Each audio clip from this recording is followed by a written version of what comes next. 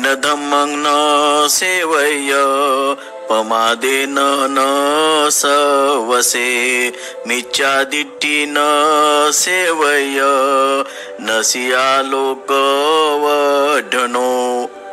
हीन धर्म सेवू नये, प्रमादाने वागू नये, मिथ्या दृष्टी ठेवू नये, प्रपंच वाढविणारा होऊ नये। अर्थकथात एका नवशिक्याला आवडत नसणाऱ्या शब्दांनी संबोधल्यामुळे राग आला.